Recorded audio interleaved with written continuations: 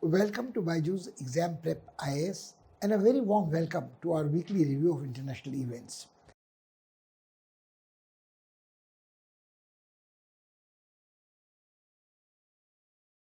What we have for you this time is quite a bagful. Normally, there are several countries, happenings around the world, which get relegated to the background because something of great critical importance seems to be appearing on the center stage, like the Russian military intervention in Ukraine. And we tend to at times focus on countries on the periphery of this war, the European war, the first ever war in the European theater since the Second World War. But we also try to analyze its impact on other countries, other power equations. But we tend to miss out on some aspects which need to be looked into with greater depth. Take, for instance, the case of Turkey. Now, the Turkey is geopolitically occupying a very sensitive position at the cusp of Africa, Asia, and Eurasia, and Turkey is a member of NATO. Turkey also asserts its independence.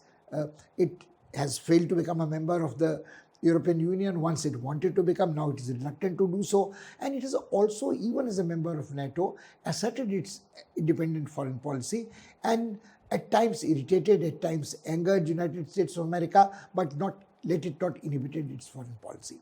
But when we talk in terms of Turkey, we talk in terms of Erdogan, authoritarianism, its involvement in the Middle East theater, but we tend to overlook the ambition most of the time of Turkey in the larger perspective.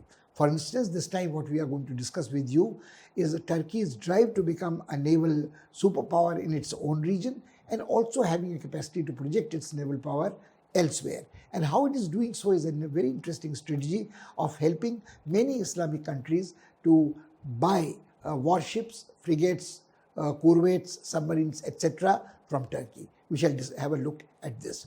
Similarly, when we look at the map, we look in terms of oil politics, Saudi Arabia, its relationship with its immediate neighbors, Emirates, and its the redrawing of the political map, geopolitical map of Middle East, which has taken place since the signing of the Abrahamic Accords and Israel's normalization of relationship with its country.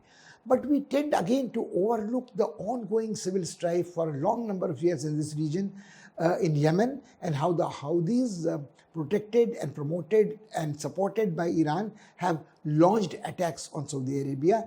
Also, this has rendered them a target for retaliatory attacks, and what result this is likely to have on even ongoing negotiations which involve major powers about Iran's nuclear program is an interesting thing which we have to look into.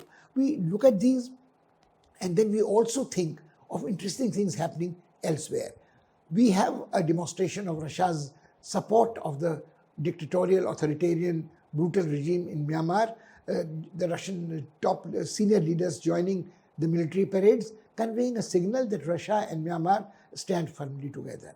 So the Chinese support to Myanmar has always been there. So is this an indication, a signaling that in Southeast Asia, the Russian-Chinese collaboration is going to increase, and what implication does it have for India?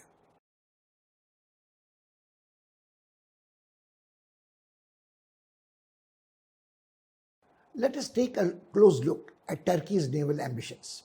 The conflict in Ukraine has once again reminded the world what an important geostrategic position in the context of Blue Water Navy Turkey occupies. Turkey has always prized its role as a guardian of the access to the Black Sea and also to the Eastern Mediterranean, and the states of Bosphorus and Dardanelles have traditionally been controlled by Turkey, and Turkey ever since the First World War has tried to build a navy which makes it independent as a naval power in this region, and her own interests are never curtailed by a naval presence of an external power larger and more powerful than it. So it can leverage its geopolitical position and autonomous naval capacity to protect its own interest. It also, in the present context, becomes very much more important when the laws of seas allow a littoral country to exercise its control over the mineral resources, oil, gas, and others in the exclusive economic zone. And in recent past, there has been a conflict which has been simmering between Turkey and its neighbors because of this overlapping exclusive economic zone.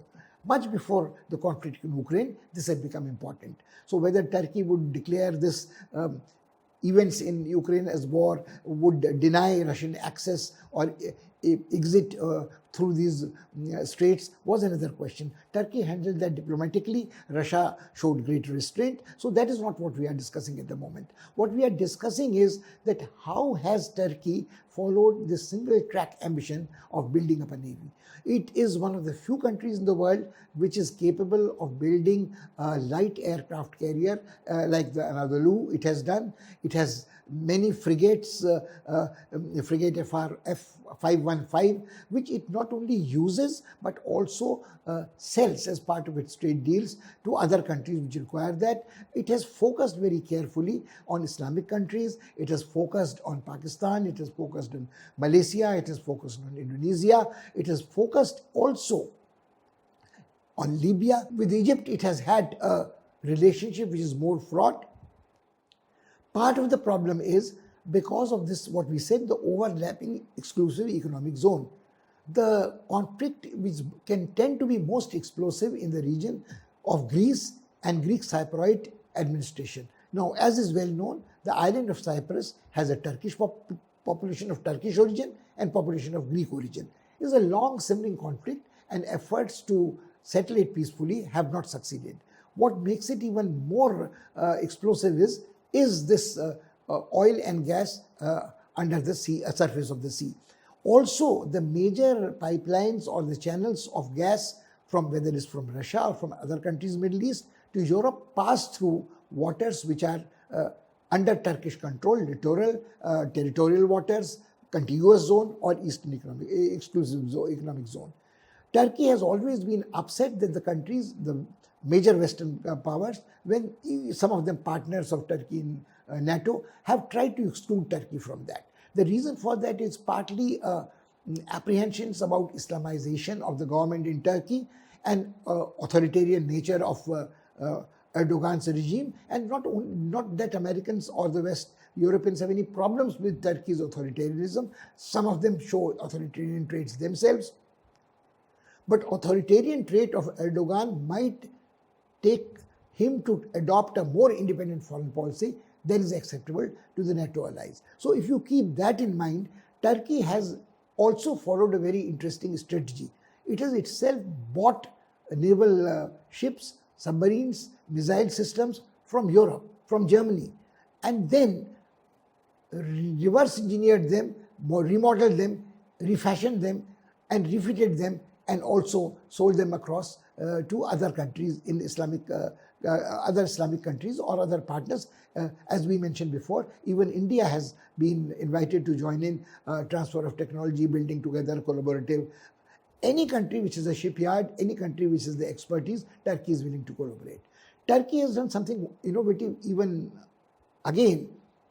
It has tried to take one platform, weapon systems, guidance system, missiles from one country, the naval vehicle from another country, and try to fit them together. So it makes a package which is custom tailored for people who are trying to do it. So from coast guards to stopping piracy to protecting its own interest in the economic zone and allowing to the others to do so and become dependent with Turkey. So like for instance, this naval partnership leads to a long drawn comprehensive agreement of economic partnership with Indonesia. Now, one is not suggesting that all this is a diabolical design to control the blue waters for Islamic countries, but it is not a possibility which can be dismissed out of hand that if Turkey wishes to project itself as a manufacturer and exporter of weapon systems, missiles, drones, fighter aircrafts, and also warships, it gives Turkey a leverage over others who do not have these capacities, who might be richer. Now, one should not overlook that Turkey at the moment is facing a grave economic crisis. Is spiraling inflation, its currency is being devalued, simmering tensions between those who oppose Erdogan, how long will the armed forces remain loyal to him, etc. But the fact remains, Turkey is in a position of technological sophistication, historical memories of being a leader of the Islamic world, and also now with this added edge of weapon systems and arms trade, it probably is an attractive partner to many who thought that it was a rival and viewed Turkey with suspicion. So this is something which needs to be analyzed carefully in the context of Turkey.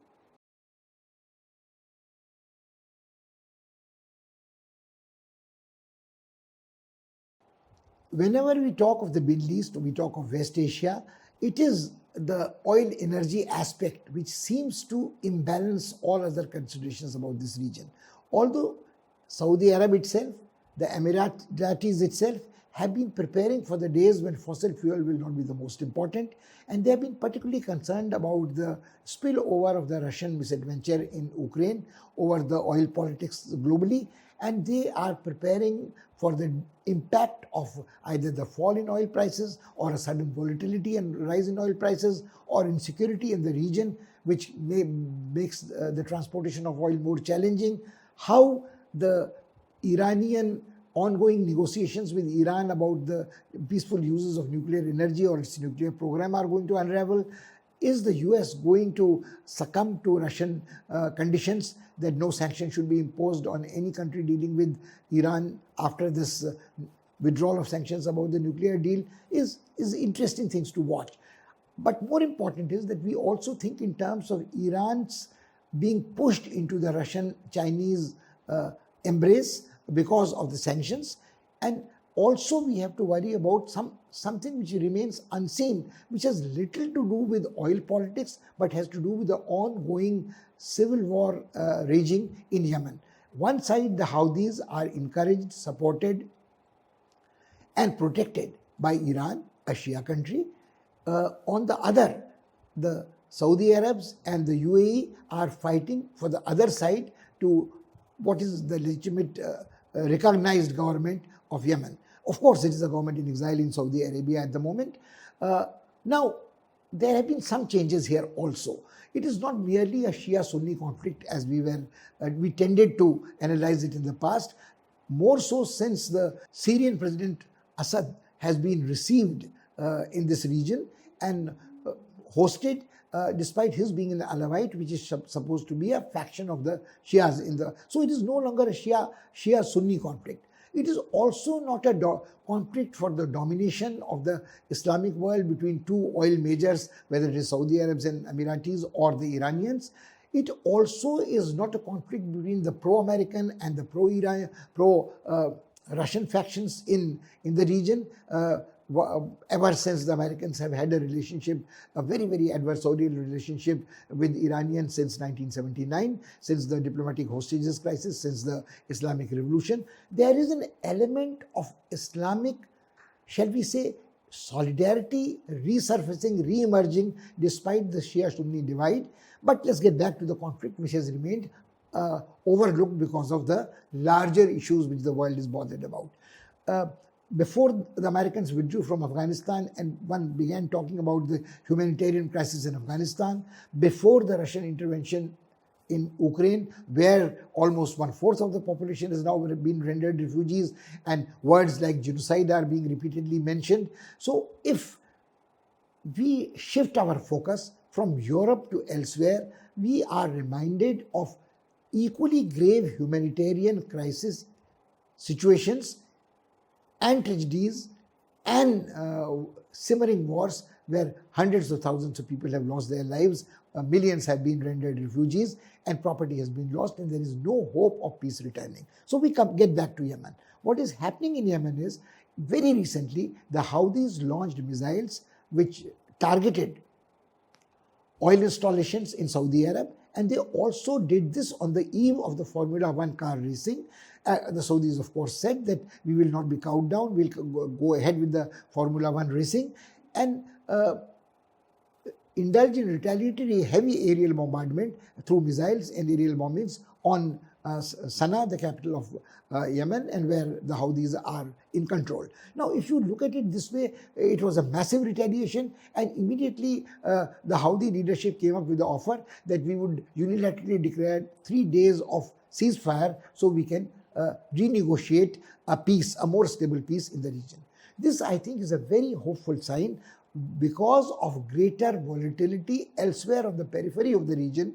Countries in this area, in the Gulf region, in the West Asia, in this Middle East region, are becoming wise that it is better for them to end their simmering conflicts. It probably provides a very good opportunity to Saudi Arabs and the United Arab Emirates to withdraw, saving their face, saying that all right, the conflict has gone on too long. The Houthis have accepted that they are willing to have a truce and a peace for either access to humanitarian relief. The COVID showed that the countries could not reach humanitarian relief there. 1 out of 4, they say, is a member is facing with malnutrition or almost starvation. So all these things are again attracting attention. And once the international community collaborates in providing humanitarian relief, providing medical relief, and maybe a more realistic possibility of truce, stable peace can emerge. So I think these are hopeful signs which the conflict in Ukraine and elsewhere has forced us to rethink. This will obviously have implications on India's relationship with these countries. India has very close bonds with, at the moment, with Saudi Arab, with United Arab Emirates, also with Israel. And although we do not have the same kind of a close relationship with Iran as we once enjoyed, but once there is a reduction in tension in relationship between the Saudis and the Iranians, Israelis are the only ones who continue boasting and continue sort of threatening that they would not accept a nuclear program of Iran. They would destroy it if they can, if it becomes an existentialist threat. Biden has recently made noises that America and Israel are on one side to curb Iran's war potential, but these are statements as far as America is concerned for domestic consumption, because Zionists and the Jews are a very powerful domestic lobby.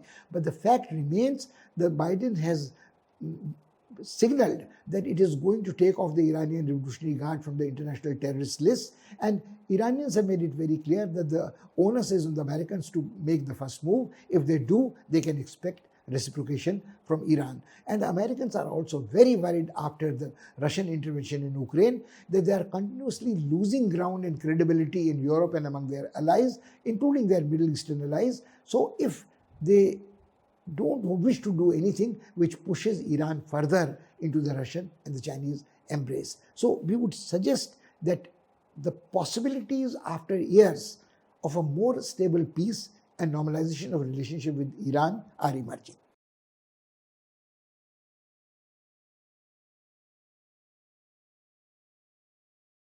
Time to shift our focus to East. A recent event which stunned the world, stunned perhaps is the right word, is a test of a jumbo missile, Hwasong-17 by North Korea. And the North Korea claims that this missile has a range of 15,000 miles, which means that it can strike any target on the North American continent, anywhere North Korea wishes to devastate. In past also there have been such tests of missiles. There was a Hwasong-15 which was successfully tested in 2017. There was a failed missile test a few days ago, Hwasong-17 again, which exploded soon after its launch. But the point is there are two things which have to be kept in mind. There are some analysts who believe that North Korea always exaggerates its capacity to attack America through missile systems. It is a first strike capacity or a second strike deterrence, whatever you may choose. It has both. It has tried to demonstrate to the world successful missile launches from trains, from motor-launched platforms, from submarines. All of them may have been exaggerated, but they still show undeniably the capacity of the North Koreans to strike at American interests. It may not be any corner of America, but it could be unacceptable damage on the American mainland, American military bases, and also American allies, Japan, Taiwan, and next door, South Korea. We'll come to this validity of these claims a little later. The interesting part about North Korea is that it has been demonized always as a rogue state, as a as something where evil reigns, where there is a dynastic succession. The present leader Kim Jong-un assumed power after his father's death in 2011. He strutted the stage when Trump said that he recognizes he can establish a trust with him, he can do a deal with him. So Hanoi and Shanghai, other places they met, but nothing concrete resulted. So it was posturing by Trump which allowed Kim Jong-un to cash in and acquire certain credibility as a responsible leader, but no progress could be made. There also are other interesting things about North Korea. Some people try to suggest that North Korea is nothing else but a cat's paw, a puppet, a protege of China, and does whatever China wishes it to do. That's not quite true, because when the Beijing Olympics took place, the Winter Olympics, it was also suggested that North Korea was trying to test some missiles, but the Beijing leaders requested them not to do so. It would vitiate the climate before the Beijing Olympics, and they deferred to. It also is that even the Chinese, although the 90% of the trade of North Korea is with China, whether it is food grains, medicines, armaments, etc., there were interesting developments when the COVID broke out. The North Korean leader is paranoid. Even otherwise, his father was paranoid. It was said so. Paranoid is not a good word, but they keep to themselves. They are highly secretive. Nobody knows what is going on in their mind. They don't trust anybody. Even close family members are ruthlessly removed from power and executed. But the point is, when the COVID crisis broke out, North Korea suddenly sealed its border with China, which meant that all the supply which came from China of food grains to armaments to medicine, it also declined to accept the Sinovac vaccine for a short while. They didn't trust it. So the incident of reported cases, or obviously the information which comes out through this behind this hermit kingdom, this island kingdom curtain, is very, very unreliable. You can't cross-check it through. But in this day and age, when you have satellite imagery, you can see, you can monitor crops, transport of grains, movement of people, city life, etc. So the parades are, and the parades are held with great fanfare. They continue to be held. There were also some ironical developments which were very, very unusual. Kim Jong-un addressed his parliament, which is of course a rubber stamp parliament, the National State Assembly, but accepted that certain mistakes had been made by him. He wiped his tears also, and which was as indirect or direct a way of accepting responsibility for mistakes, not passing the buck to others, and said that we'll have to, the Koreans, North Koreans, will have to rectify, change policies.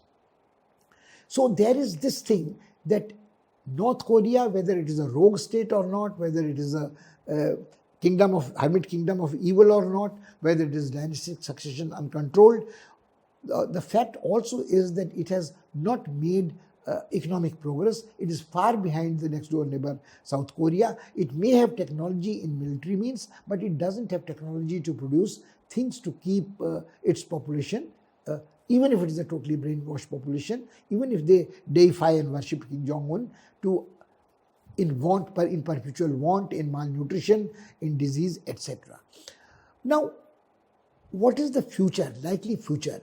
The launch of this missile and a successful test created waves of panic in Southern Korea also. Southern Korea had signed an agreement with the US long time back, relinquishing certain rocket technology, certain missile technology, but keeping in mind that the Americans have not been able to check, or nobody else has been able to bring check or offer some incentives to North Korea to stop testing these lethal weapons, it has also had to demonstrate its capacity for missile technology, and a wave of tests took place right after this launch took place. So this is this the beginning of a remilitarization of the Korean Peninsula? And if the remilitarization progresses, how will it affect the security concerns of Japan and also of Taiwan? Now, will the Chinese find it convenient to destabilize this whole region so they can then move in and without actually attacking Taiwan, reintegrate it? Now, this is a very interesting issue because whenever we talk of North Korea, we talk of North China, North Japan Sea, we talk of the Northeastern part of Asia. Taiwan looms large. But is Taiwan, the whole world, including America and India, they have conceded in a one China policy. Taiwan is an integral part of People's Republic of China. So there is no question of China attacking or annexing it. But whether it is going to amalgamate Taiwan, reintegrate Taiwan without use of force, wait for a elected government which favors this thing, or would they also like to move in and reclaim something which is an integral part of their own and which has only been separated by external powers? How they have changed the complexion of politics in Hong Kong is another issue. That could not be tried perhaps in Taiwan because Hong Kong is smaller in size, contiguous to China. But again, the Western supporters, allies, leaving in cold both the democratic protesters in Hong Kong or the people who are apprehensive about what Americans will do in Taiwan is there, and the role of North Korea becomes important in this. One should not overlook that there are political factions in South Korea who also have been arguing for a reintegration of the two Koreas. If the Vietnams can reintegrate, be reunified, if the Germanys can be reunified, why shouldn't the Koreans be reunified? But this cannot be done unilaterally. If the general belief is that will the South Koreans, a prosperous upper middle income group country, technologically very sophisticated across various fields from shipbuilding to biotechnology to electronics, would like to take on the burden of poorer neighbors, starving neighbors next door, which might wreck their economy, put a burden on their social system. This is something which is all once again become open to question after Kim Jong-un. Of course, the most perplexing question is the state of the health of Kim Jong-un, successor of Kim Jong-un, and what is the nature of the North Korean society and polity and army. How long can these three gel and keep supporting Kim Jong-un and whatever he has in mind for the future of North Korea, future of the Korean Peninsula, and role which he has in mind for the Koreans in this whole area. Now, will the Chinese open the border now? Will the paranoid Kim Jong-un accept opening of the border when the China is undergoing another wave of fast proliferating COVID virus? Remains to be seen. Whether these weapons can have an accident, can land on some other country's soil and create damage, and what would be the retaliation is there again. Or is the West deliberately exaggerating or accepting the exaggerated claims of the North Koreans about their missile testing to build up one more enemy and justify their interventions elsewhere? The Indians have diplomatic representation in both Koreas. We have maintained a very correct balance between the two. And it is not only a question of condemning one, criticizing one, it is a question, once again, in international relations of protecting one's own national interests, prioritizing them above all.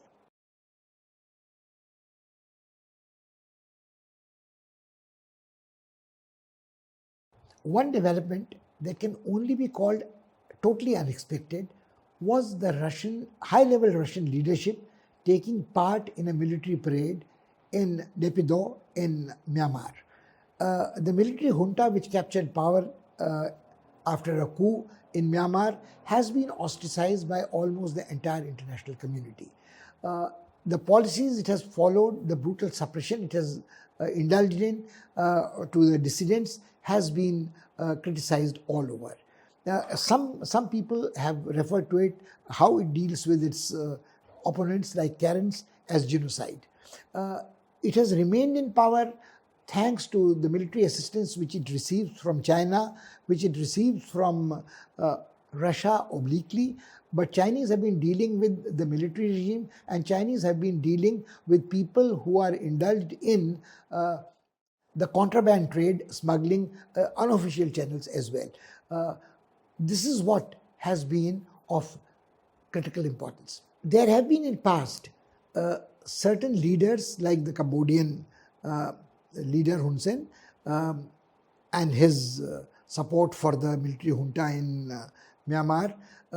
It has been criticized by some members of the ASEAN countries that when ASEAN is trying to exclude the military regime for participation in the regional grouping, why should the present chair, Cambodia, take an extraordinary step of lending legitimacy to the regime by visiting it? Of course, the Cambodian argument is that they are trying to keep the doors for a dialogue open. It is to try to mediate to reduce the brutal oppression of the dissidents, but all that doesn't cut much ice with the rest of the world.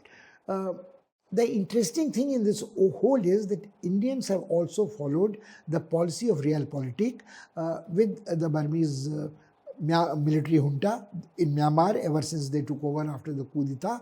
Even earlier, when the country was not Myanmar but was called Burma, the Indians have been very sensitive to the support which they expect from this adjacent neighbor in its efforts to quell insurgency and dissidents in the northeastern states.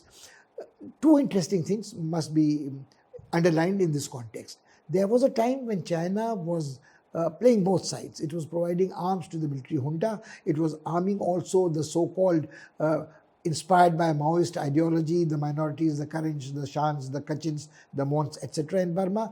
Of the most prominent of this group is the Karen Liberation Army, which has taken up arms against the military junta at the moment also. So the Indians were besieged by revolt, insurgency in Mizoram, in Nagaland, in Manipur, and they wanted to have the right to hot pursuit in Myanmar and to get them back. And now the Myanmarese government was always following a policy of live and let live with the insurgents. If the minorities had taken up arms, they expected the Chinese to control them, and they confined themselves to Rangoon and later to Naypyidaw, and they did not venture out into the uninhabited, hard to get into forest lands, etc. The same thing seems to have been followed about the Rohingyas in the Rakhine province. As long as the Myanmarese army was in a position to keep aloof, there were no conflicts. But with the infiltration of hardcore Islamic fanaticism in this area and support to the youngsters in this area to take up arms against the patrolling Myanmarese army, that is when the conflict became more explosive. This is not to defend the brutal, almost genocidal policies of the Myanmarese government, which unfortunately Aung San Suu Kyi also seemed to support, and there was an element of racism, ethnic intolerance about the minorities, whether it's Rohingyas or Karens.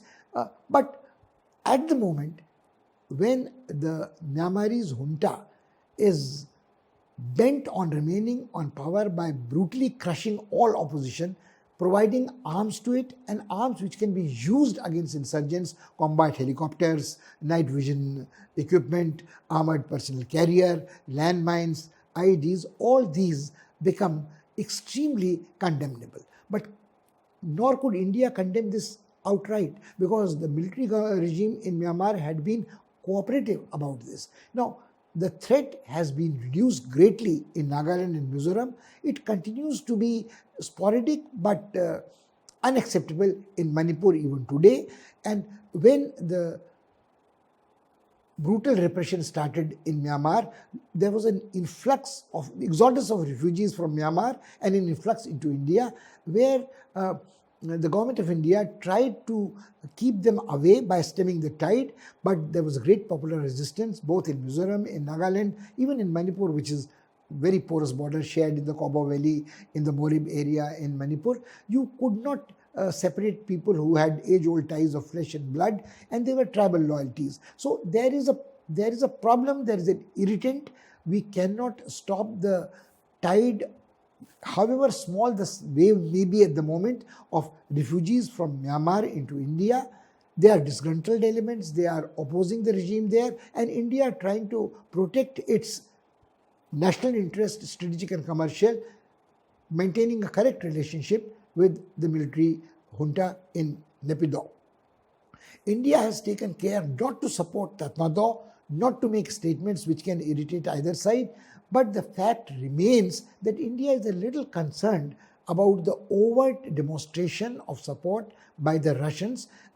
Before that, After the Russians intervened in Ukraine, the Burmese leaders have visited and articulated their support and said the Russians are doing the right thing to protect their sovereignty and integrity by military intervention in Ukraine. It was perhaps the most blunt support offered to, even the Chinese had said, had only referred to ironclad, time-tested friendship, but said that all sides must come and end violence. But the Myanmarese had no such inhibitions. Some people have also suggested that the Burmese are Myanmarese. When we say Burmese, we talk in terms of a Burman majority ethnic group ruling Myanmar at the moment, despite the change of the name of the country from Burma to Myanmar.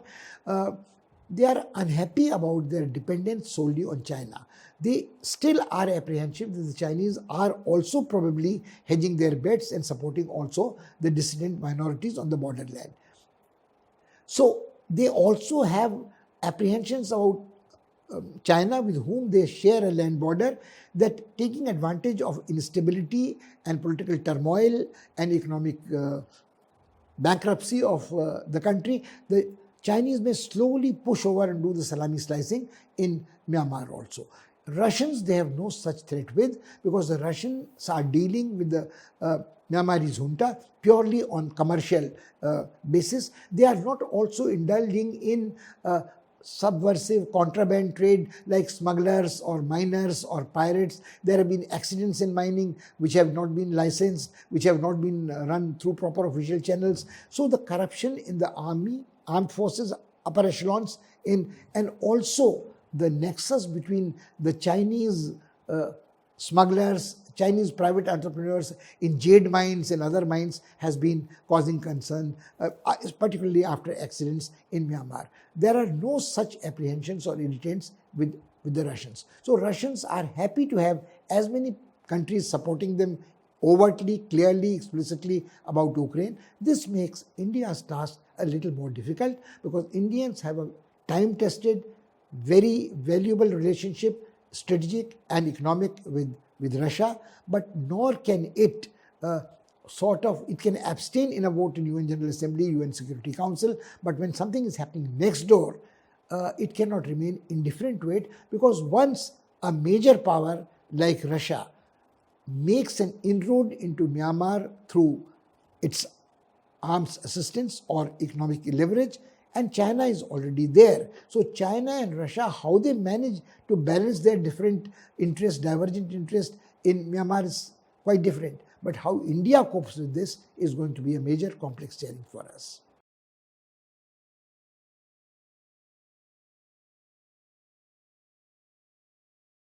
This is all we have for you this time. And quickly, time to review what we did this time. We had a look at developments on the international stage which did not directly concern a clash or a collaboration between the major powers. We talked only peripherally of the conflict in Ukraine, the war in Europe, and how it is spilling over.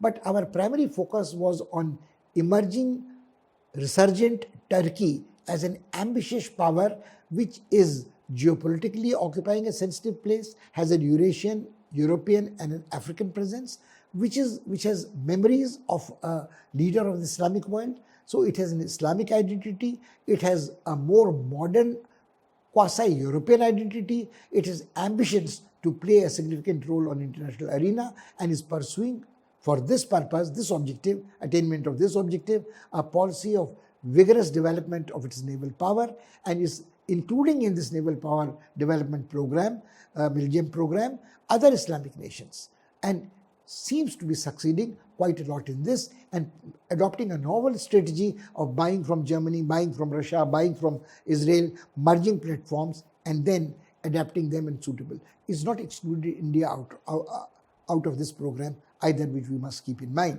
But then we had a quick look at what is happening in Middle East and West Asia. We did not concentrate only on the oil energy aspect. We did not only get lost or distracted by Abraham Accords and the normalization of relationships between the Israelis and UAE and Oman and Muscat in Saudi Arabia. We did not view this problem through the prism entirely of Shia-Sunni conflict or oil rivalry between Iran and these countries. But I think we tried to shift our focus and look at Yemen, where there is all the making of a great humanitarian tragedy.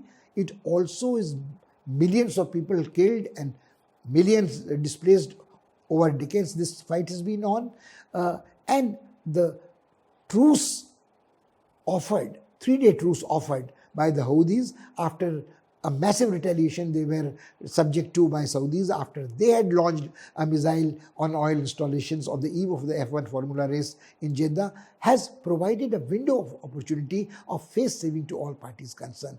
The Saudis can withdraw with their honor intact, UAE can do the same, and Houthis can get a brief respite if they can make the truce to last a little longer. And maybe Iran at this moment can utilize this reduction in tension to leverage a more favorable deal for itself in its negotiations with Western powers about its nuclear program in Vienna, which seems to have met with some kind of a stalemate temporarily because of Russian insistence on conditionalities to be added to the agreement. Then it was time to look east and see what a supposedly rogue state like North Korea is doing and how its latest test of a jumbo missile changes the perspective, the way we look at this country. Can a country on the verge of famine, starvation, produce such weapons with regular periodicity? Is there an exaggerated claim that is being made by it? Is the country a pawn or a protege or a puppet of the China on whom the country depends for 90% of its trade? Why and how is Kim Jong-un, a dynast, worshipped like almost a deity in his country? What it implies for the immediate neighborhood? The remilitarization is threatening the whole of Korean Peninsula, how it will impact Taiwan or Japan. And again, the relationship between China and its protege is not without its tensions, as the COVID crisis showed or the blockage of the border showed. So India has so far managed to have an even keeled, balanced relationship between two Koreas, but the time has come to have a close look at how things are going to change or may change, either accidentally or intentionally, in Northeastern Asia.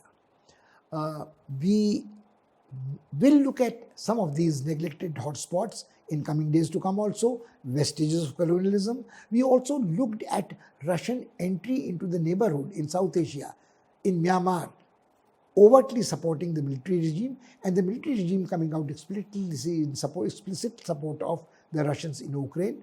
The Indians have been following a policy of realpolitik vis-a-vis Myanmar, but there are limits to realpolitik and limits to coincidence of interests. So it will be worth watching how the Chinese and the Russians balance their interests in Myanmar and the rest of Southeast Asia. Keep thinking about these things till we meet again, and try to reach your own conclusions logically argued in light of facts. Till then, goodbye and thank you.